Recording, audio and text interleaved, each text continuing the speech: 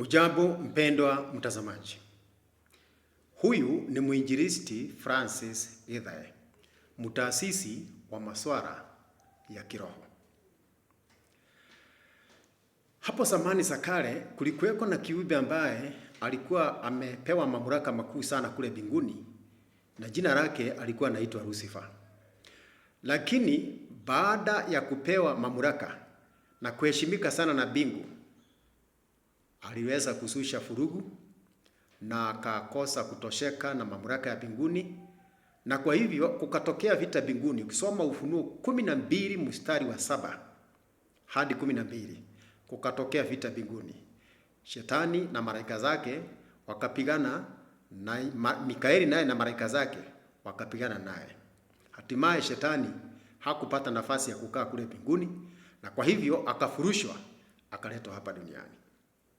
Alipowasili hapa duniani, alikuta kwamba Mungu ana sheria zake, ana amri zake 10, na ndio sababu uko na vidole 10 za mikono na uko na vidole 10 za miguu. Kama hujui ni kwa nini Mungu aliweka hayo, ili akukumbushe the wall that he built from eternity to safeguard our civilization. Shetani akasema ya kwamba kuliko niweze kuweka sheria zangu, kwa sababu yeye alipokuja hapa duniani aliunda serikali yake. Badala ya kufuata sheria zake Mungu, akaandika sheria zake 5 ili wanadamu wazifuate.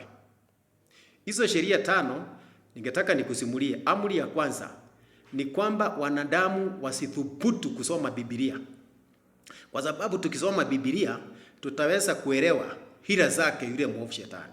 Na ndio sababu unaona Wakristo wanaenda makanisani, hata manyumbani mwenu, nyumbani kwako wewe unayenitazama, hauna Biblia. It is very rare unatumia muda wako kuweza kusoma Biblia. Hii ni sheria ya kwanza ambayo inazingatiwa ya shetani, kwamba wanadamu wasisome Biblia, kwa sababu iko na ngozi nyeusi, makaratasi yake ni meupe, na maana yake Zaburi 119 mstari wa 130, kufafanusha maneno yako kunatia nuru, kumfahamisha mjinga. Sheria ya pili yake shetani ni kwamba Wakristo wasidhubutu kuomba, na wala hata wasifunge, na wakifunga wasifunge ile ambayo inaelezewa katika Biblia. Maana katika Biblia Isaya 58 mstari wa 4, kufunga sio kuacha tu chakula. Ni zile pesa ambazo ungezitumia usichukue uende umvalishe mtu nguo, ulisha familia ambayo inateseka mahali, ulipie shikaro shule kwa mtoto ambaye maybe hana uwezo. The less fortunate in the society. Birthday yako inafika, badala ya kumshukuru Mungu kwamba umefika miaka 20, miaka 30, miaka 50, watu wanakushukuru, wanajifanya Mungu. Unapaswa kufanya hivi. Birthday yako inapofika, wewe chukua hela, enda pelekea mtu ambaye ni less fortunate in the society. Mwambie nimesema nije nikuangalie, na at least nikuletee huu mkate, hata wewe na wewe ufurahie vile ambavyo nafurahia. Utasikia vile ambavyo atakavyokuombea na utaishi siku nyingi. Unajenga nyumba alafu unaambia watu waje wakushukuru kwa sababu umejenga nyumba ya milioni 5, alafu unaambia watu waje wakushukuru. Badala ya ushukuru Mungu, watu wanakuja kukushukuru. Umekuwa na ndoa yako ambayo imekuwa stable kwa miaka 40, badala ya kumwambia Mungu asante, uende ushukue fedha upelekee mtu fulani aweze kufurahia, au familia fulani iweze kufurahia, wewe mwenyewe ndio unakuja kushukuriwa. Ni vizuri tuanze kujifunza juu ya kuwa na shukrani kwake Mungu. Kwa hivyo mambo ya kuomba, Wakristo hawaombi, walimwengu hawaombi, na kufunga, watu hawafungi. Kufunga ni kule ambako unasema kwamba nimefunga leo, alafu unaacha chakula hapo kwa draw, alafu kisha baadaye jioni unakuja unashambulia kile chakula mpaka unakula breakfast, ni combination na breakfast, lunch na supper, unakula mpaka unafura. Jioni mpaka labda dirisha ilale imefunguliwa, kwa sababu ile hewa iko pale, ni vile umefura tu. Sheria ya 3 ni kwamba manyumbani mwa Wakristo kusiwe na amani. Ndio sababu unaona leo watu wengi hawana amani, wanandoa wengi hawana amani. Wengi wamefanya harusi, alafu ndoa zimefurugika, na hadi wa leo mzee mwingine anaenda nyumbani kwake saa 7 ya usiku.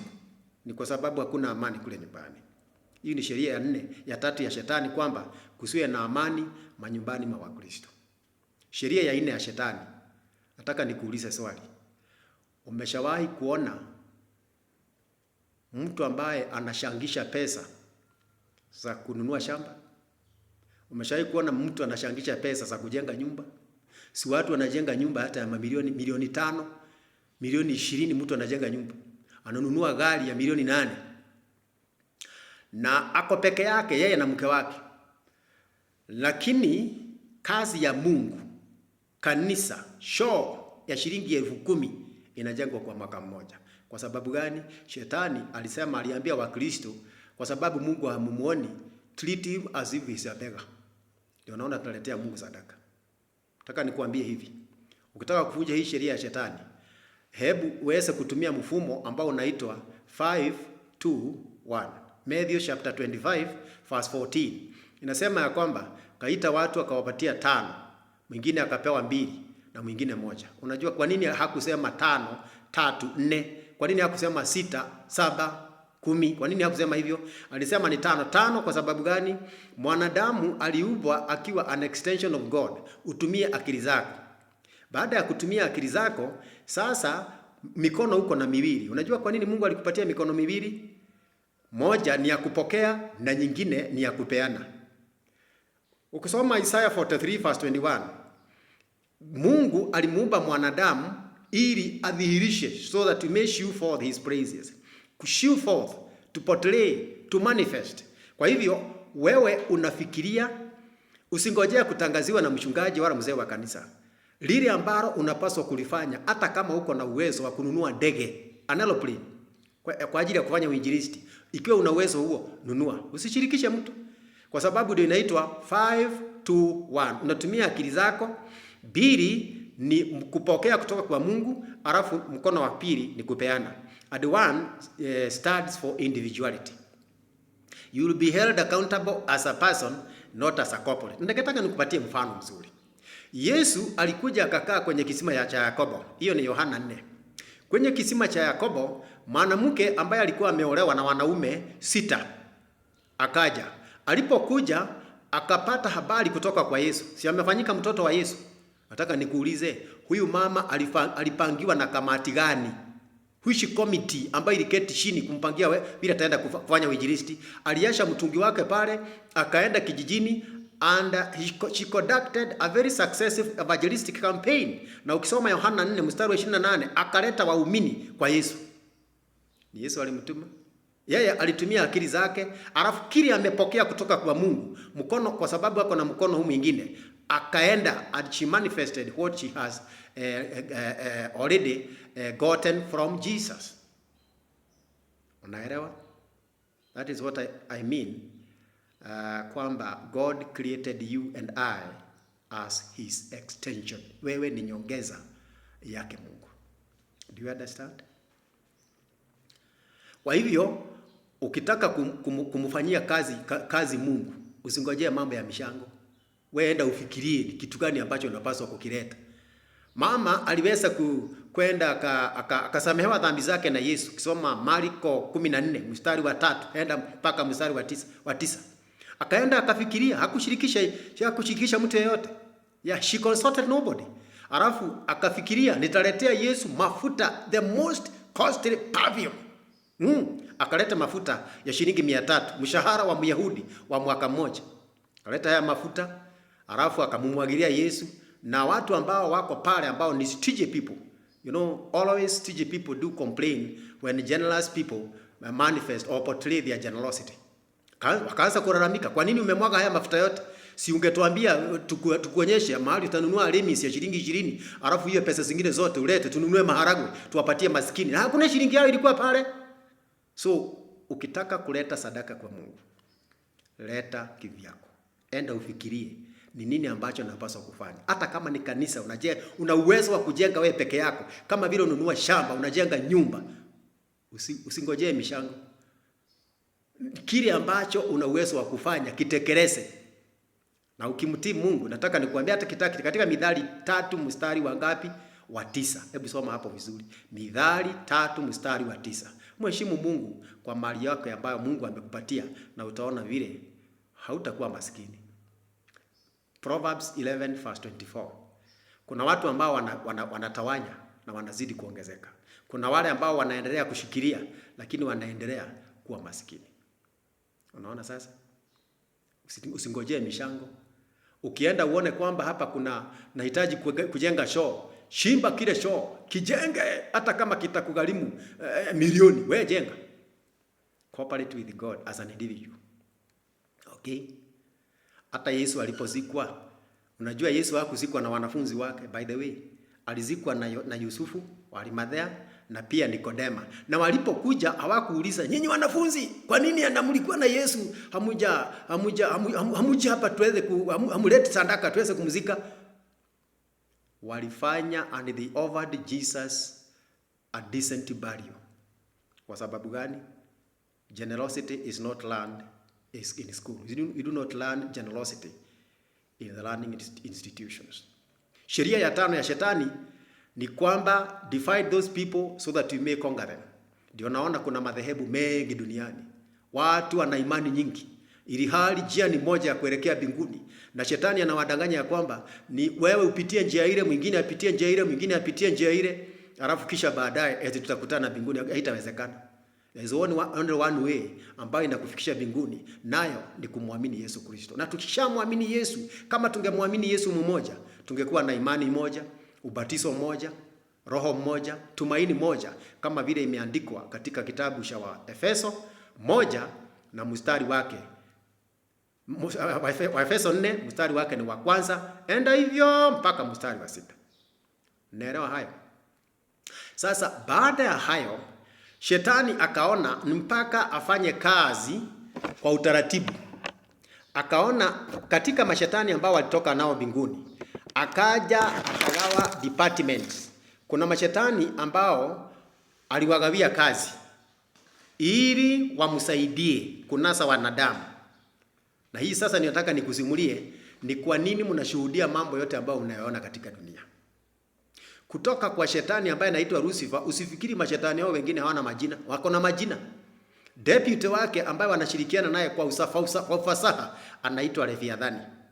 Na Leviathani kazi yake amepewa department ya kuhakikisha wanadamu wamepungukiwa na akili, degrading reasoning powers in human beings, so that people may walk by emotions rather than reasonings. Ndio unaona ukiona mtu yote ambaye anafanya mambo bila ya kufikiria, ni kwa sababu hivyo ndivyo shetani akataka watu waweze kufanya. Ni Leviathani. Watu wanashoma shule, na shule hii ndio ambayo wanasomea, na anajua vizuri sana mzazi wake ndiye ambaye atakuja kugharimia. Ni kwa sababu gani? His reasoning or her reasoning capacity is so degraded, she cannot even walk by reasoning. Balaam amekuwa kibebwa na punda. Alafu imefika mahali amekuwa his reasoning was so ruined, ambapo punda anamsalamia Balaam, habari yako mzuri punda. Unajua nini, sitakubeba tena. Ati utanibeba? Ukikataa kunibeba nitakukatakata nikipata panga. Tangu lini punda akaongea? Ni kwa sababu Balaam alikuwa akili zake zimeteremka chini. So ukiona watu ambao wanafanya maandamano duniani, mtu anafanya maandamano anakuta gari anaipiga mawe, unaona? Anakuta mtu anashoma nyumba, na ni kuandamana anadamana. Ni kwa sababu gani? Their reasoning capacities are so ruined. Huyo ni Leviathani. Kuna shetani mwingine kutoka kwa Lucifer watatu ambaye anaitwa Asmodeus. Asmodeus huyo naye aliambiwa ashughulikie dhambi za zinaa. Dhambi za zinaa, ili wanaume waoe wanaume, homosexual. Wanawake waoe wanawake, lesbianism. Nguo za kuonyesha ushi, hizi ambazo unaona wakina mama wanavaa, wakionyesha mapaja, maziwa inaenda ikionekana iko nje. Haya yote yako chini ya Asmodeus.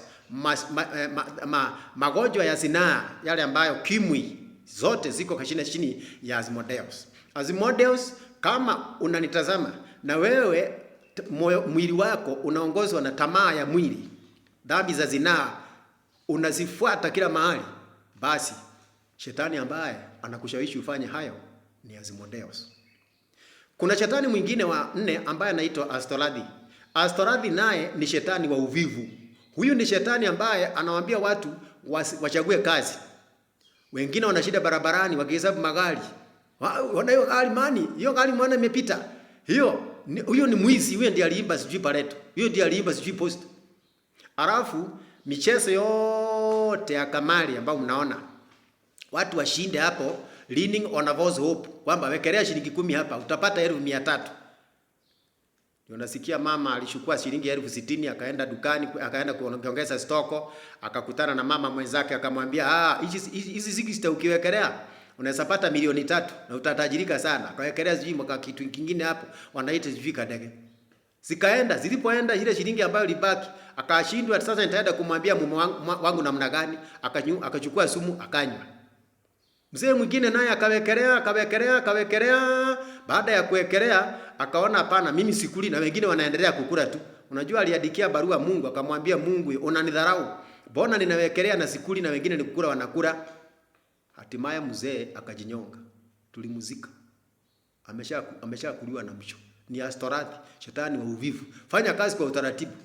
Jinsi ya kutajirika ukitaka kuwa tajiri. Soma kitabu cha Mithali, soma vitabu hizi. Mithali 8 mstari wa 17 hadi 21. Ati nimesema nini? Mithali 8 mstari wa 17 hadi 21. Usikie vile ambavyo mtu anatajirika. Na kitabu kigani kingine? Kuna tunuku ambazo Mungu anatunukia watu wake. Mithali 22 mstari wa 4. Mungu akiona unamheshimu anakupatia vitu vitatu. Number 1, riches. And not only riches but durable riches. Utajiri undumuo. Number 2, honor. Unaheshimika. Kila mahali unapita hivi unaona watu wanakushangilia, wanakufurahia kwa sababu wewe ni mtu ambaye unaheshimika. At number 3, soma New International Version. Inasema long life. So, heshima ambayo Mungu anaheshimu mtu naye ni riches, durable riches, honor and long life. So, ukitaka kutajirika, usitegemee fortunes. Fanya kazi kwa utaratibu. Mithali 14 mstari wa 23 inasema katika kazi yoyote ngumu mna faida. Unaona mpendo? Kuna shetani mwingine ambaye anaitwa Gereziro. Gereziro naye kazi yake ni ushafu. Hiyo ndiye shetani wa ushafu duniani. Kuna magonjwa 360 duniani ambayo yanaendelea kumsakama mwanadamu kila kuchao. Huyo alipewa department, hakikisha kwamba watu ni wagonjwa, uraji wa vitu ambazo zimekatazwa na sheria ya Mwenyezi Mungu, ufutaji wa bangi, ufutaji wa sigara, unywaji wa pombe, madawa ya kulevya, chakula ambacho kinaharibu mwili. Isaya 55 mstari wa 2 nasema, why do you spend money on anything that cannot satisfy the system? Kwa nini utumie fedha ambazo kile ambacho unanunua kabla hujakula, kabla hujaweka kitu chochote mdomoni mwako halafu teremshe kwa tumbo? Hebu kwanza ujiulize, hii inanijenga wapi? Maana mambo ni mawili. We are made of what we eat. Kiona watu wameharibika mpaka kichwa, ni zile ambazo chakula wanachokula. 75% of all ailments katika dunia inasababishwa na ulaji wa chakula kibaya. Do you understand? Huyo ni Gereziro ambaye amesababisha dunia imekuwa na magonjwa. Kuna shetani mwingine ambaye anaitwa Senerioni. Senerioni naye ni shetani wa uadui, wa ukabila. Kiona watu wanapendelea kuwa na ukabila. Kabila hili linajiona kwamba ni superior kuliko lile lingine. Shuki, unaona watu wanashukiana. Ukiwa shuki unahisi moyoni mwako uko na shuki, ujue kwamba anayekushawishi kuwa na ile shuki ni shetani ambaye anaitwa Senerioni. Kuna shetani mwingine ambaye anaitwa Ferife. Ferife, F-E-L-I-F-E. Ferife ni shetani wa ubinafsi. Huyu shetani naye ukitaka kumshinda, hebu nyinyi nyote nawaita tafadhali muweza kusoma kitabu cha Warumi 12. Mstari wake ni 3 na 21. Uone vile ambavyo unavyopaswa kuheshimu yule mwingine ambaye wakati ambapo utakuja kujihesabu ya kwamba wewe ni wa maana kumuliko mwenzako, ujue kwamba wewe umekamatwa vizuri na shetani huyu ambaye anaitwa Ferife. Kuna shetani mwingine ambaye ni mbaya sana. Huyu ndiye mkuu wa mashetani wote hapa sasa. Anaitwa Kaleu. Kaleu ni shetani wa ugumu wa moyo. Huyo department yake ni kuhakikisha kwamba wanadamu hata mhubiriwe kiasi gani, mtu anashawishiwa anaambiwa, anasikiliza, alafu moyo wake unakuwa mgumu, hata titi ile sauti ya Mungu, hatimaye anakuja kuangamia. Kaleu alifanikiwa sana wakati wa mhubiri Nuhu na pia wakati wa mhubiri Lutu. Waliwahubiria watu, Nuhu alihubiria watu, akawaambia watu hata John tujenge safina, wakasema wewe jenga hicho kinyumba. Sisi we are not stupid like you. Na ukimaliza kujenga, ingia na mke wako hapo, ingia na vijana wako hao ambao umewadanganya, ingia na hao wasichana ambao umewadanganya hapa. Sisi wacha tukae hapa. Na ukiona kwamba kuna nafasi, hebu chukua mbwa kadhaa hapa, chukua paka, chukua ng'ombe, chukua mbuzi, mkakamue maziwa huko. Sisi hatuwezi kuingia pale. Wanadamu wakawa wagumu mioyo. Hata leo watu watahubiriwa, hata mimi nitakuhubiria, na moyo wako ukiona ni mgumu kwamba hauwezi kubadilika, ujue ya kwamba huyo ni shetani ambaye anaitwa Kaleu, shetani wa ugumu wa moyo. Kuna shetani mwingine ambaye anaitwa Rusia. Rusia ni shetani wa ulimi mtamu, ili watu wadanganywe, wadanganyike. Ukitaka kudanganya, you cannot delude people through harsh words. Huwezi kudanganya watu kwa kuambia maneno makali. Walete maneno ya kuwashawishi, ulimi mtamu. Hebu soma kitabu cha Warumi 16 mstari wa 17 na 18, usikie watu watadanganywa na watu watakosa mbinguni kwa sababu ya kushawishiwa na ndimi ambazo ni dhahira, ambazo wanaongozwa ni department ya shetani huyu anaitwa Rusia. Kuna shetani mwingine ambaye anaitwa Olivia. Olivia naye ni shetani wa majanga. Ukisikia watu wameanguka kwa ndege, ukisikia all those catastrophes are all under Leviathan, the demonic that is called Leviathan. Sio Leviathan, sorry. Demonic that is called Olivia. Olivia wakishirikiana na mashetani hao wengine wote ndio wanasababisha majanga katika dunia. Alafu baada ya watu kufa ndio unasikia gari inaanguka mahali. Olivia ndiye amesababisha ikaanguka. Ndege inaanguka. Moto unachoma watu. Kunatokea tetemeko la ardhi, watu wanakufa. Baada ya kufa, watu wanasema ya kwamba unasikia watu wanaenda wakati wa mazishi, tulimpenda sana lakini Mungu akampenda zaidi. Mungu akampenda zaidi, akaangusha ndege, akawashoma, akaangusha gari. Ndio unaona shetani amejivisha huyu Olivia, watu wakifa. Kisha baadaye watu wanasema ni Mungu. Nani mkuu wa kifo? Hebu soma Waebrania 2 mstari wa 14. Nani ambaye huwa anaua? Nani muuaji? Kati ya Mungu na shetani nani muuaji? Shetani ndiye muuaji. He had been a murderer from the beginning. Hata soma kitabu cha Yohana 8 mstari wa 44.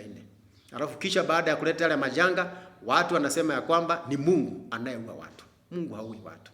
He cannot share the same platform with the devil.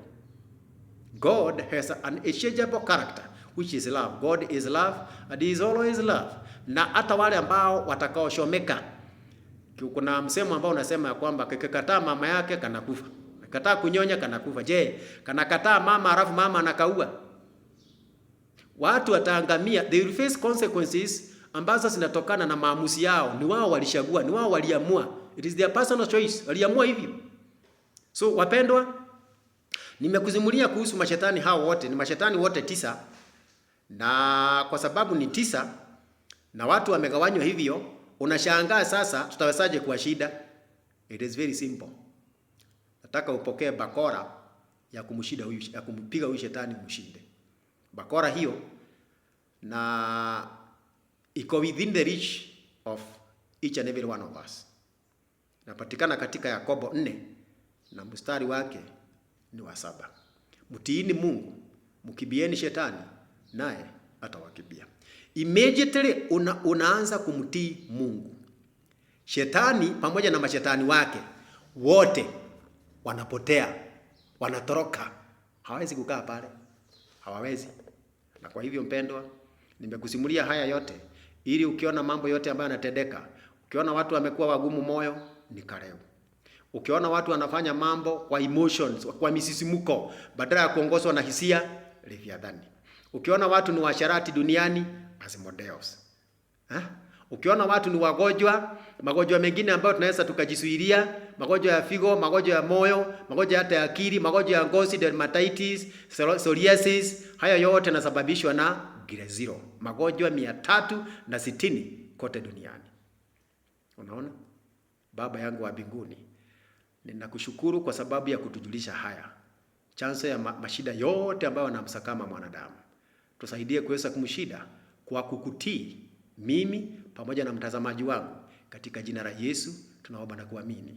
Amen.